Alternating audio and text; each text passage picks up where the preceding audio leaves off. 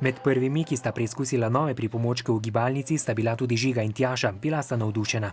Ja, prostor je zelo zabaven zaradi tega, ker lahko v njem preživljamo odmore, pa imamo pouk v drugačni obliki. Najbolj mi je všeč ta gugalnica, ker se lahko res sprostiš pa uživaš v tem. Na voljo bo vsem otrokom od 1. do 9. razreda, pridružil pa se jim bo tudi vrtec.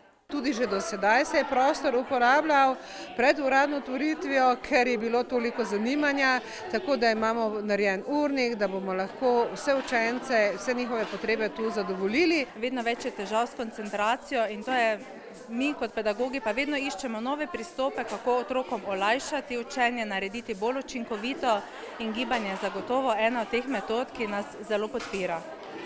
Za pripomočke so v združenju Koraki za korakce odšteli 6.000 evrov. Denar so zbrali septembra lani na že 4. dobrodelnem pohodu.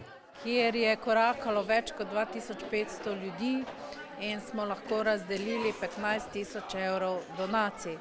Drugače smo pa vsega skupaj razdelili okrog 30.000. V združenju pa že pripravljajo prihodnjo akcijo. 24. aprila bodo v veliki dvorani SNG Maribor priredili dobrodelni koncert za zasedbo Perpetuum Jazzile. Izkupiček bodo namenili za nakup ortopedskih pripomočkov.